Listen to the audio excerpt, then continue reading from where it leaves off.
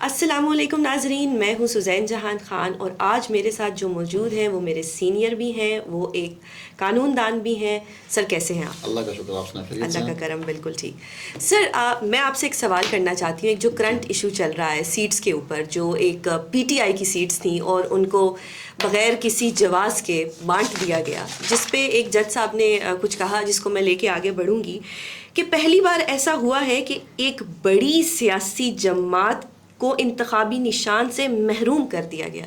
ये जस्टिस अतर मिनुल्लाह साहब ने कहा। सर उसके बाद मंसूर अली शाह साहब जो जस्टिस हैं, उन्होंने कहा क्या आज़ाद उम्मीदवारों की सीट्स बाकी पार्टीज़ को अलॉट की जा सकती हैं? अतर मिनुल्लाह साहब ने कहा क्या एक सियासी जमात के मैंडेट को मुस्तरद करना दुरुस्त है? इस पर मेरा एक अपना सवाल है कि क्या किसी पार्टी का निशान रात को 11 बजे ले लेना और एक तरफ से मतलब ख़त्म ही कर देना उस पार्टी को, क्या ये दुरुस्त था? पहले तो मतलब आपने 3-4 साल इकट्ठे कर दिए। सबसे पहले आ जाए रिजर्व सीट्स के कि पीटीआई की सीट्स को पीटीआई की सीट्स को लेके किसी और को दे दी गया। आपको किसने कहा कि ये पीटीआई की सीट्स थी? उसकी वजह यह है कि हम तो अभी जहाँ बात करेंगे आइन और कानून के मुताबिक, आइन और कानून के मुताबिक पीटीआई अपना सिंबल खो चुकी थी और उसने as a political party election नहीं लड़ा। जब कोई पॉलिटिकल पार्टी इलेक्शन नहीं लड़ती तो वो रिजर्व सीट्स उसकी जो है वो रिजर्व सीट्स की अहल नहीं होती है। नंबर 1 ये तो चीज़ यहाँ पे क्लियर होगी क्योंकि इन सब ने इंडिपेंडेंट रहा। अगला क्वेश्चन ये है कि आपने कहा कि रात के 11 बजे उनसे निशान ले लिया गया। देखिए ये केस है जो उनके ऊपर गलत है या सही है बनाया गया कि आपने इंट्रा पार्टी इलेक्शन नहीं कराए और उस इलेक्शन को जो आपने कराए वो बंद कमरे के हद तक कराए, फेक कराए और आपको बार बार इलेक्शन कमीशन कहता रहा और ये हकायक से छुपी हुई बात भी नहीं है। तो ये तो वॉइडेबल था ना? वॉइडेबल था या नहीं था उनको कराया गया, फिर वो इस चीज़ को एक्सप्लेन नहीं कर सके इलेक्शन कमीशन में।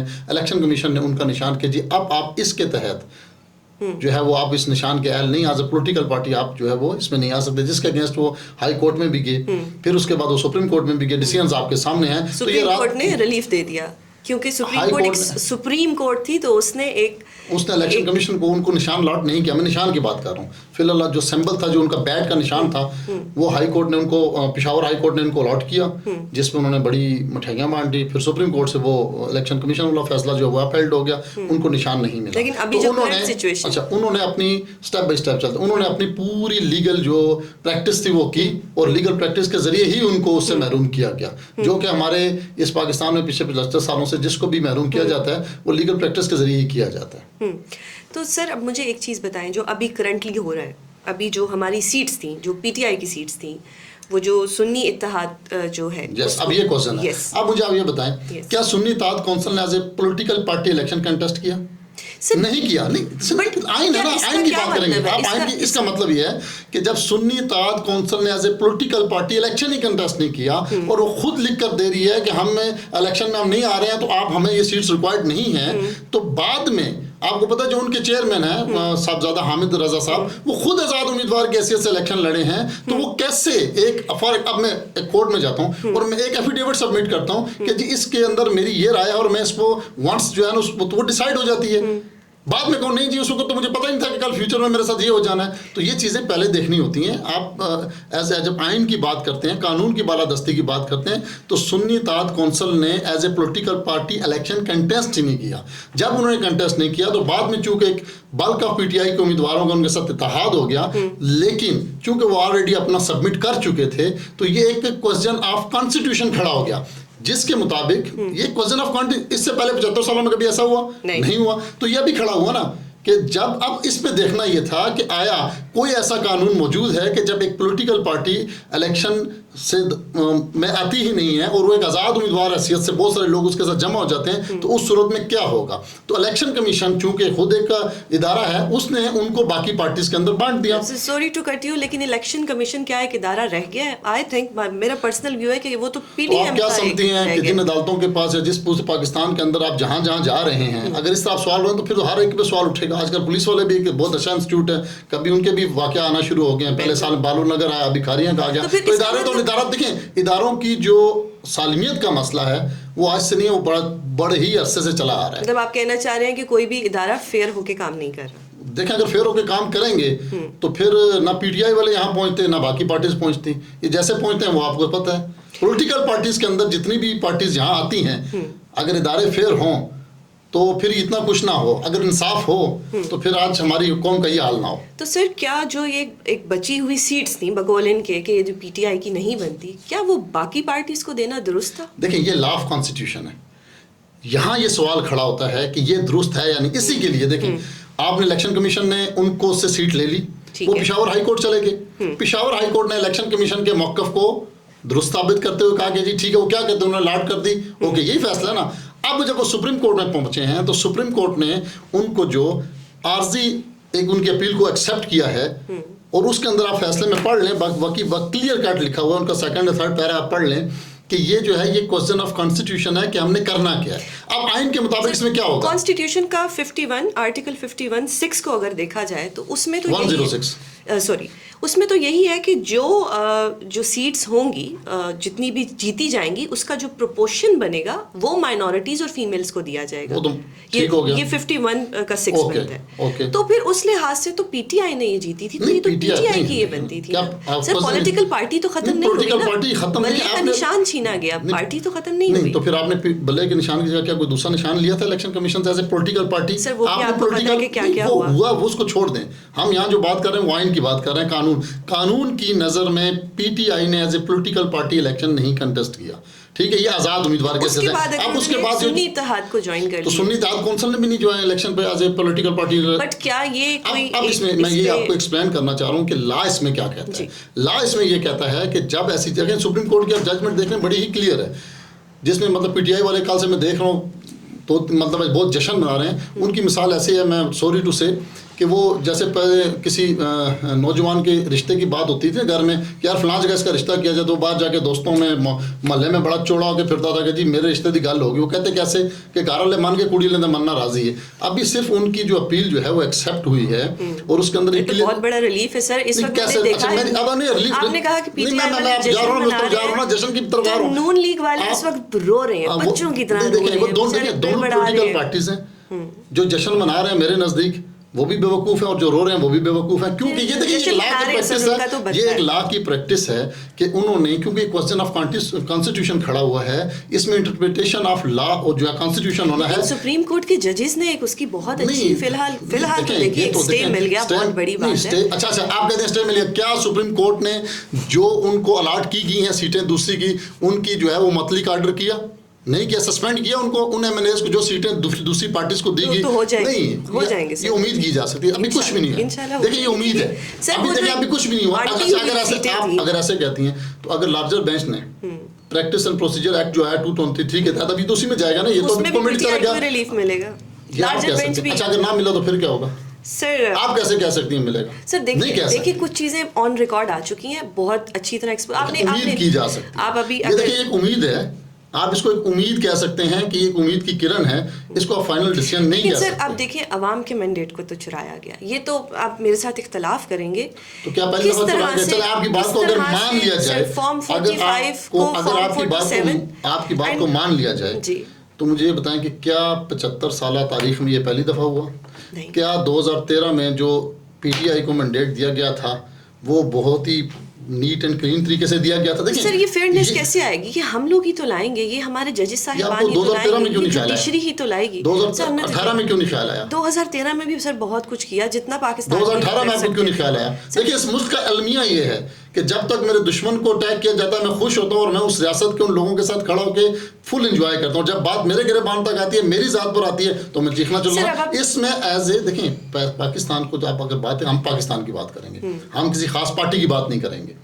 अगर आपने पाकिस्तान की बका और सालमियत देखना है तो फिर आपको इंसाफ कायम करना होगा। उसमें चाहे मैं हूँ, चाहे मेरा मुखालिफ है, चाहे कोई होगा।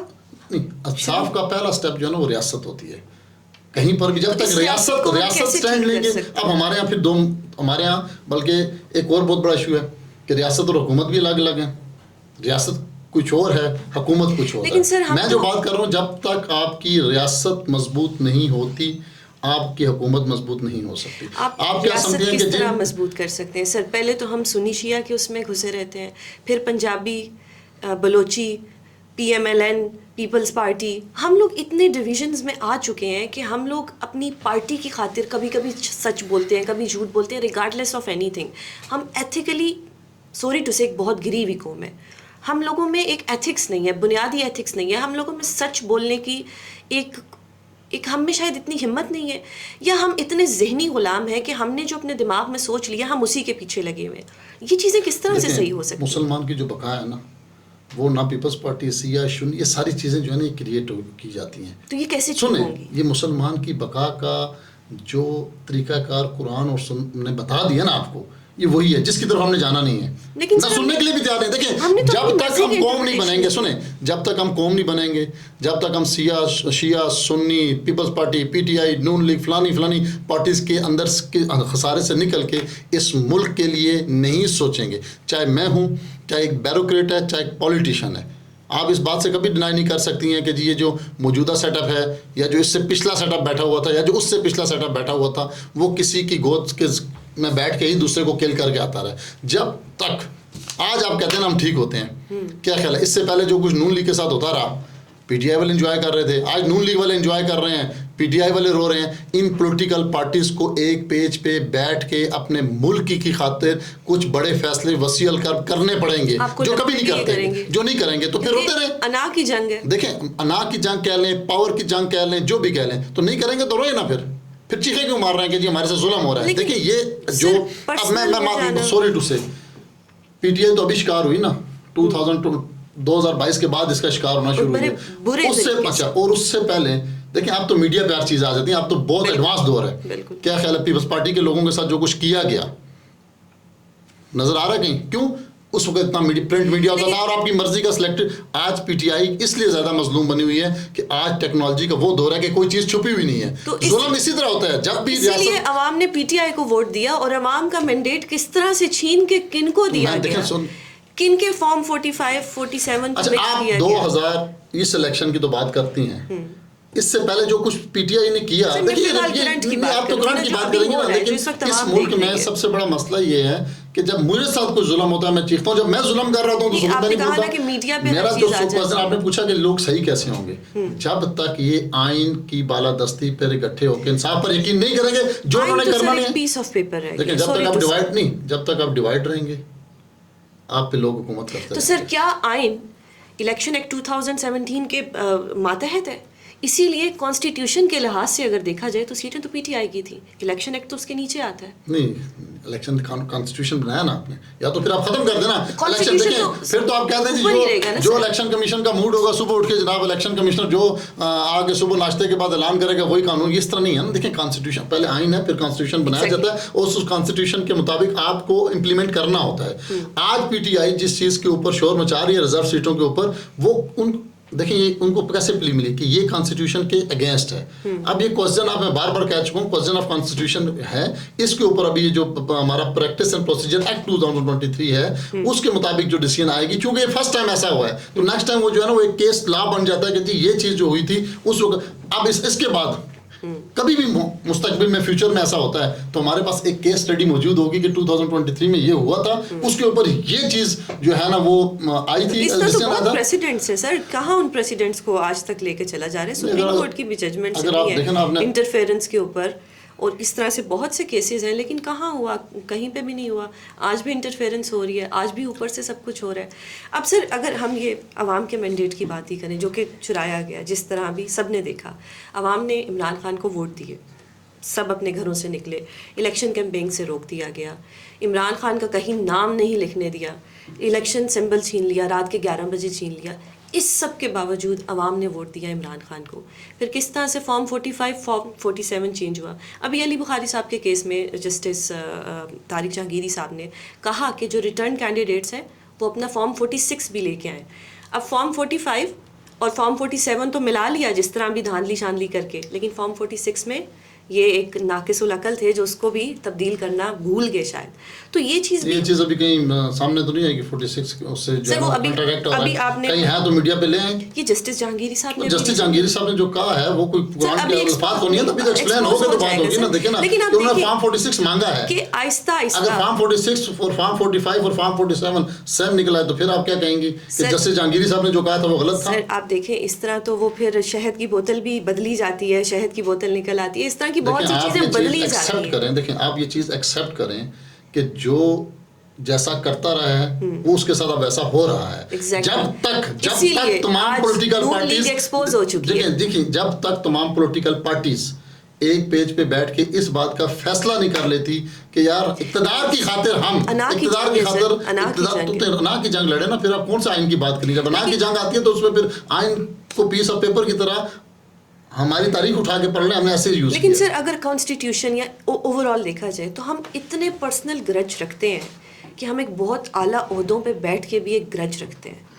तो क्या मैं तो इंसान ही ना, ओहदों पे बैठे हुए अशरफुल मखलूकात कहा गया, अशरफुल मखलूकात, खता का पुतला भी कहा गया, लेकिन अशरफुल मखलूकात का दर्जा भी दिया गया। तो हम अशरफुल मखलूकात बनने के बजाय हम नहीं सर एक ओहदे पे बैठ के अगर हम ग्रज रखें, एक ओहदा मुझे अल्लाह ने दे दिया, मैंने उसका ओथ उठा लिया, तो उसके बाद आपके पीएम, मैं चले आपके पीएम इसलिए सॉरी कह रहा हूँ कि इमरान खान साहब ने जब पीएम का हलफ उठाया तो क्या उन्होंने 3 साल लोगों के साथ ग्रज नहीं रखा?